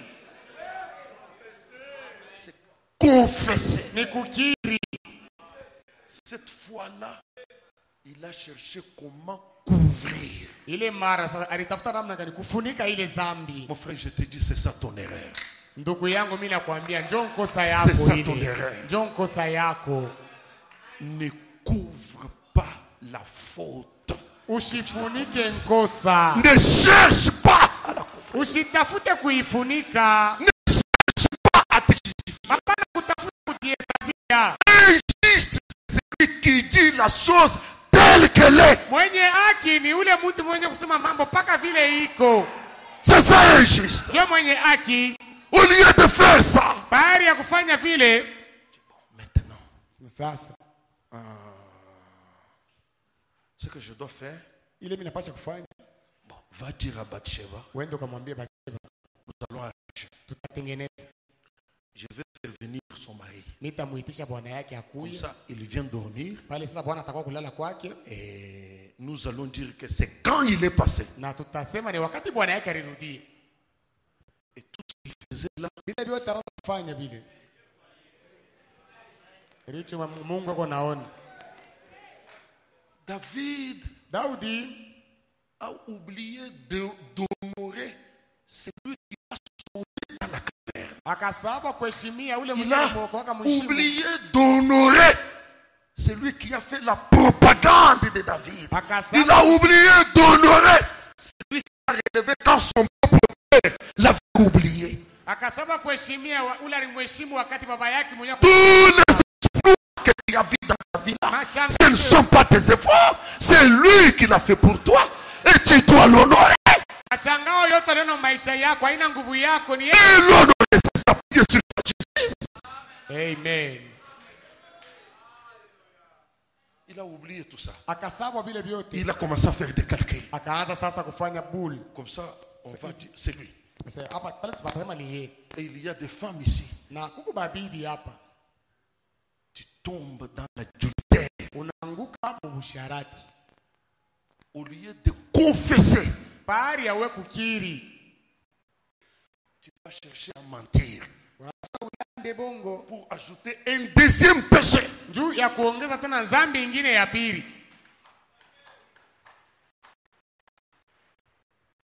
Iri est venu. Ordre du roi. Iri, comment ça va à la guerre? Mon roi, nous nous portons très bien. Avec l'arche de l'Éternel. Na sanduku la Bwana. Nous faisons des exploits. Tunafanya vya kushangaisha kule.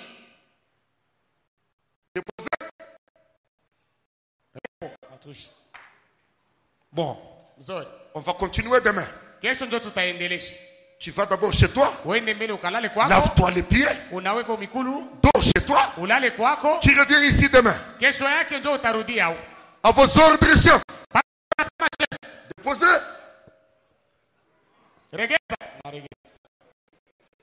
Mais les pas des justes sont conduits par l'Éternel et non par un homme. David a parlé, mais il n'a pas les derniers mots. Il y avait les derniers mots. C'est celui-là que vous voyez là. C'est lui qui a les derniers mots. C'est les intentions du cœur. Il connaît tes pensées. Il connaît même les intentions du cœur.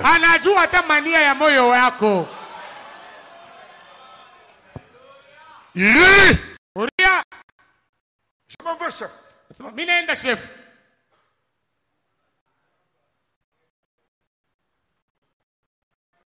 Pas.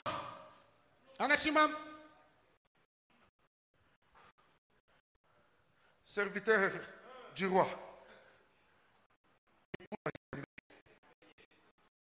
Je vais rester avec vous. Je vais rester avec vous. Il a mangé avec les serviteurs.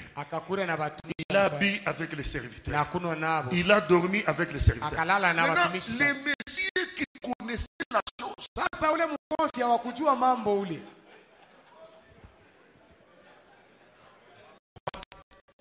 il n'est pas parti chez lui. Il est juste dehors. Il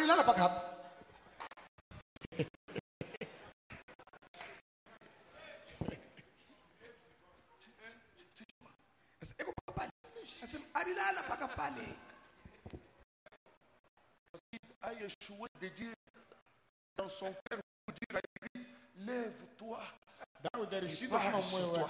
Vous avez déjà vu qu'on commence à supplier un homme pour qu'il rentre chez lui. C'était Dieu qui bloquait tout pour que le péché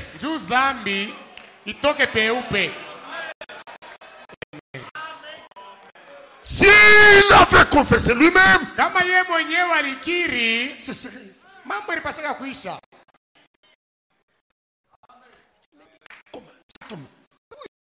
il est devenu fou. Il n'a pas la joie de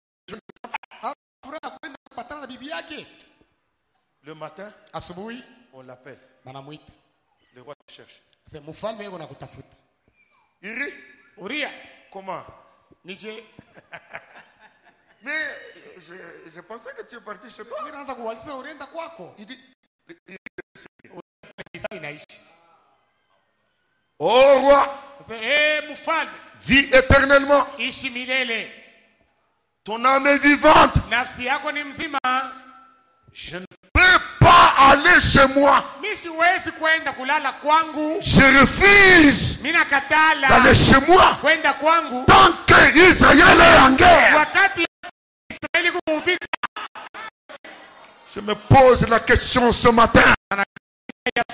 Y a-t-il un combattant de la foi qui peut refuser le lit, qui peut refuser d'aller chez lui? Il dit parce qu'il y a un problème, parce qu'il y a un enfant de Dieu malade, il y a quelqu'un dans le monde.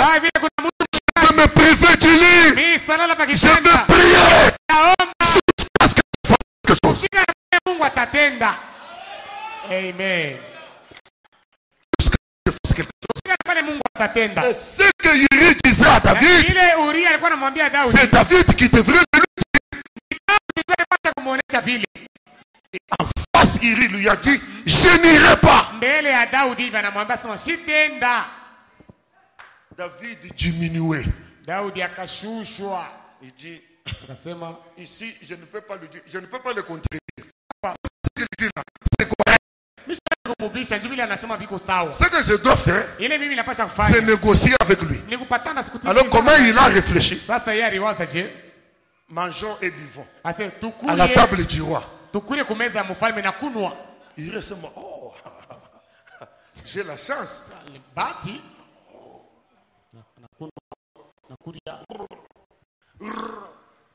Le chef ne fait. Le roi, il dit au chef d'aller. Donnez encore. Il rit, c'est un grand soldat. Donnez le vin du roi. Il rit, lui dit.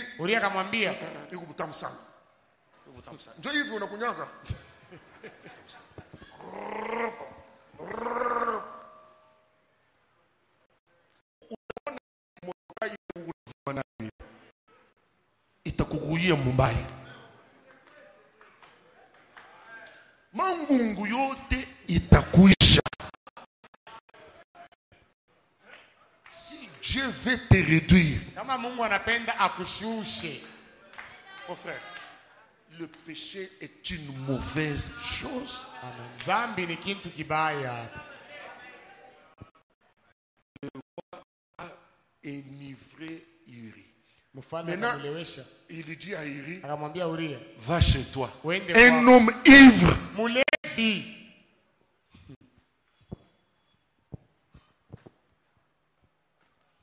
Il sort seulement dehors là.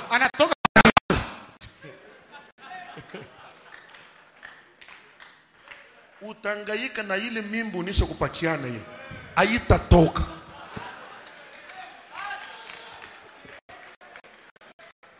Kaka légitime kale unisho kufabriquer. Akatatoka. Tutakaona. Nika illégitime tutakaona. Non, j'ai acheté 500 mg. 40 comprimés, j'ai donné à la fille. 500 mg, quand même 40 comprimés. Mimba aitatoka. Qu'est-ce que Dieu cherche? Que le péché. Zambi yonekane peupe. Unapaswa kutengeneza ile. Non, on est venu lui dire. Il rit comme il était hier là, même comme il était ivre. Dans son état d'ivresse là. Il a refusé. Maintenant, toi tu es roi. Prends les mêlés au cochon. Il n'a pas obtempéré à l'ordre du roi. Mets-les au cochon. Et David s'est rappelé que l'homme ici a honoré le plus grand roi. Na Daudi akakumbuka sema huyu bwana huyu anaheshimia mfalme mkubwa zaidi. Amen. Il était diminué. Alipatishwa aya akashushwa. Il était diminué. Alishushwa. Maintenant, nasema hapa ce qui me reste, yenyewe ninibakiria c'est de le tuer. Ni kumuua. Un deuxième péché.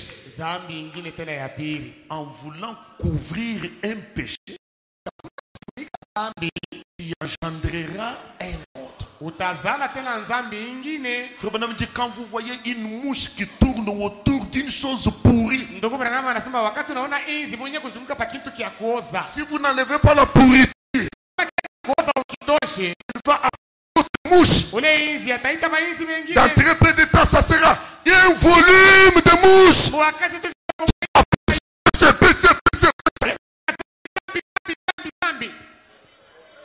le problème c'est quoi? C'est la chose pourrie qui est là. Si tu veux que les mouches disparaissent, enlève la pourriture. Mais voici ce que je voulais vous montrer, église. En brisant doublement la parole, est-ce qu'il pouvait encore rester dans les cycles? Le cycle de David. L'homme qui fait des exploits, il voit Nathan qui vient. Nathan rétrécit les yeux.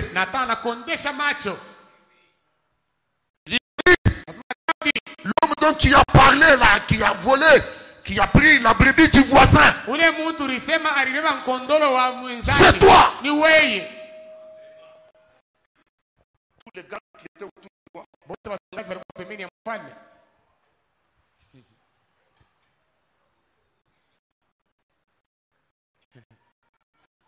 Les regards de Nathan. Il regarde Nathan. Il regarde le roi. Le roi faible. C'est là que Dieu lui dit à travers la bouche de Nathan. J'allumerai le feu. Il sortira de ta maison. Et contre toi. Le Dieu qui était pour lui s'est tourné contre lui. Il dit premièrement, c'est illégitime.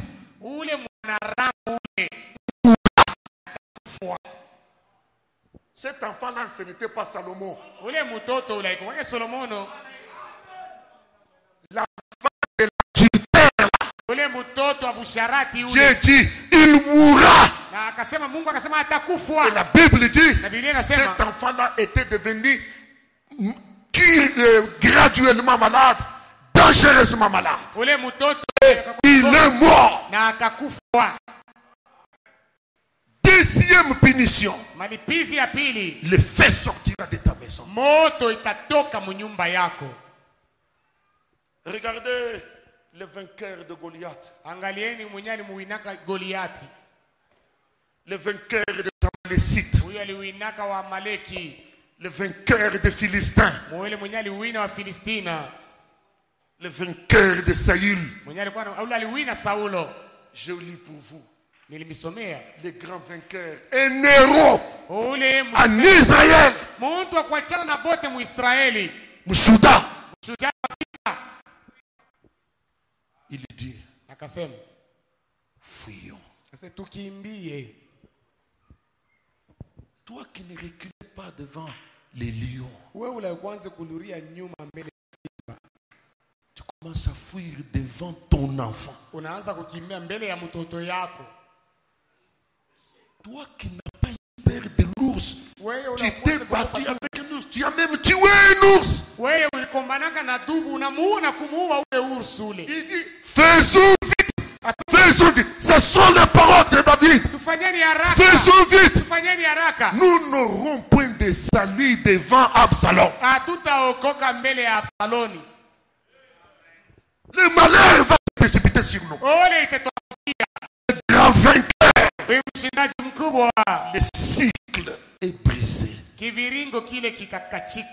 à cause du péché. L'incrédulité à la parole de Dieu.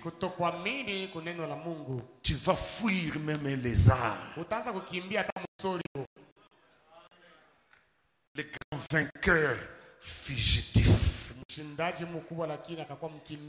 C'est pourquoi ce matin, l'Esprit est vers vous pour vous montrer. Dieu lui est fidèle.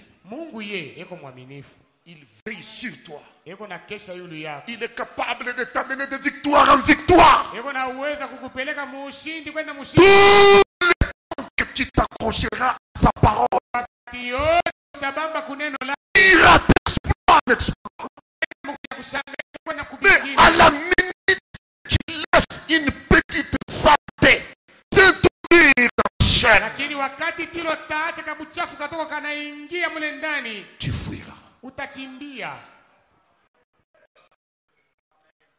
David a réalisé son péché. Vous savez, il a fui le trône.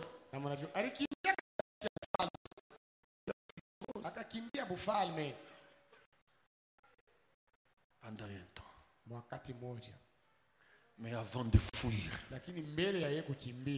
parce que Frère Branham dit, Dieu ne laissera aucun péché impuni. Qu'il soit sur les pasteurs, sur un diacre, qu'il soit sur l'église entière.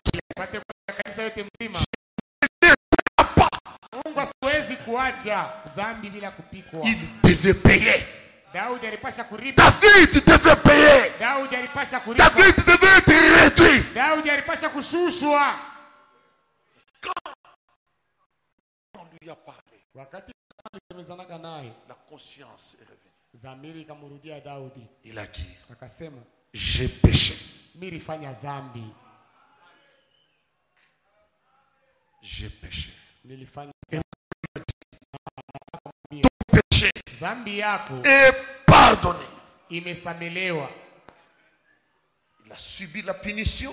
Yeye alipata ile malipizi. Quand il a purgé, Na wakati alimaliza ile malipizi, à cause de sa confession, kwa ajili ya vile alikiri zambi yake, Dieu a remis à lui l'esprit où Mungu akarudisha tena ndani yake ile roho alikuwa nayo mwanzo. c'est ainsi que David est revenu dans le cycle.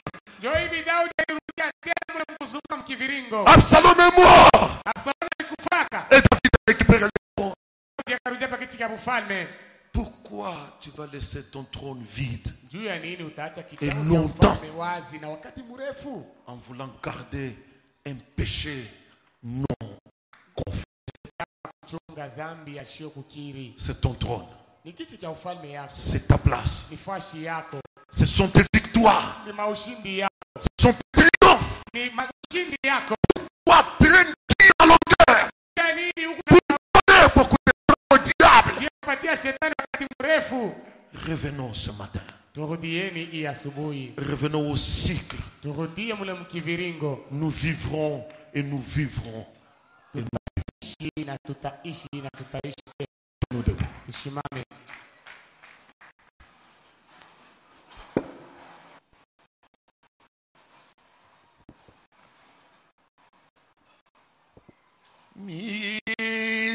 Miséricorde sonda.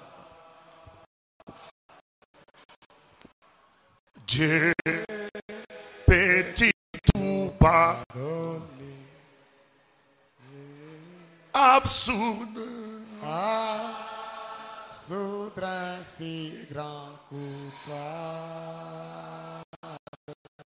Aussi Et péchés oubliés.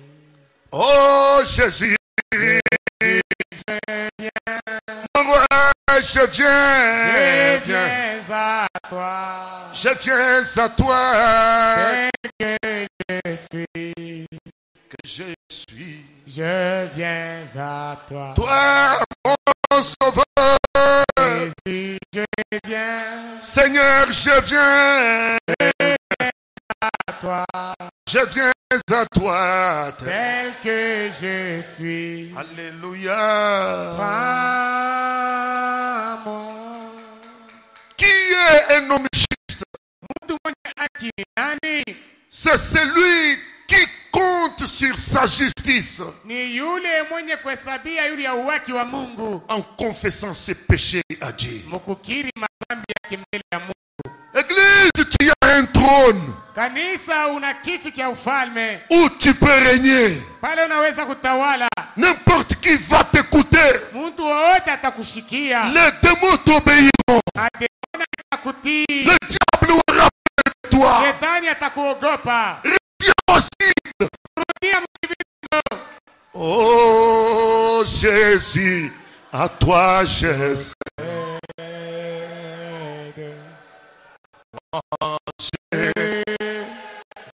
Être Libéré. je veux être libéré, oh Dieu, de tout péché qui Aide. oui à jamais. Délivré. Oui, mon roi, Et je Jésus, je viens, viens à toi. je viens à toi, Je suis. que je suis, Je viens à toi. toi mon rédempteur. Jésus, je viens. Je viens, Je viens à toi. je viens à toi tel Tel que. que je suis. Alléluia.